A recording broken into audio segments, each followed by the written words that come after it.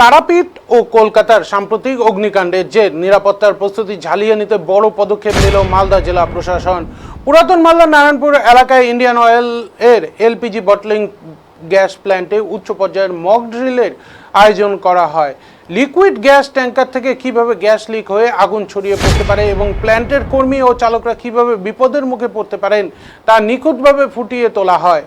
আহত ও মৃতদের দ্রুত উদ্ধার করে তৎক্ষণাৎ হাসপাতালে স্থানান্তরের প্রক্রিয়া প্রদর্শন করা হয়। এদিন দমকল ও সুরক্ষা কর্মীদের নিখুঁত সমন্বয়ে দ্রুত আগুন নিয়ন্ত্রণের বাস্তবসম্মত কৌশল দেখানো হয়। মহড়ায় উপস্থিত ছিলেন মালদার অতিরিক্ত জেলা শাসক অনিন্দ সরকার, এনডিআরএফ এর ও রাজ্য দমকল বিভাগের অভিজ্ঞ কর্মী ও উচ্চপদস্থ আধিকারিকেরা।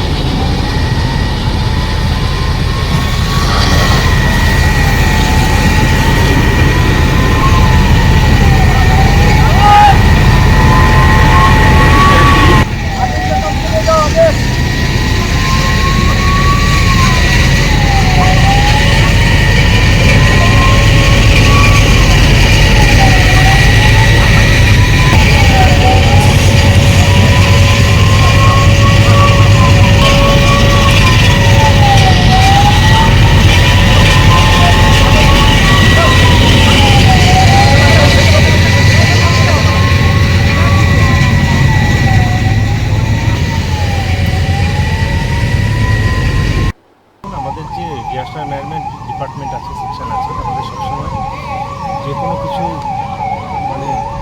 যদি আমরা বিপর্যয় আসে তা কী করে মোকাবেলা করব তার জন্য নিয়মিত প্র্যাকটিস হয় এবং তারই একটা অঙ্গ এখানে আমাদের মক ড্রিল হচ্ছে। আচ্ছা, আমরা একটা সিচুয়েশন হচ্ছে, যদি কোনো জায়গায় আমাদের যেমন এখানে আমরা কায়োসিএল সংস্থা আছে, যদি কোনো এরকম ইস্যুস হয় যেখানে হয়তো প্রাথমিকভাবে কোনোখানে যখন আগুন লাগে বা কিছু হয় বা কেমিক্যাল ডিজাস্টার হয়, এখানে আমরা কেমিক্যাল ডিজাস্টারেরটাই একটা দেখছি যে লিকেজ হয়েছিল।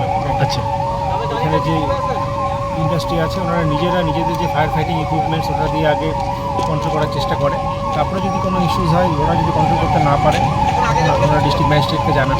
ডিস্ট্রিক্ট ম্যাজিস্ট্রেটের ওখান থেকে আমাদের একটা ইউনিফাইড কমান্ড গঠিত হয়, সেখান থেকে আমরা বিভিন্ন যে আমাদের এজেন্সিজ আছে তাদেরকে আমরা খবর দিই।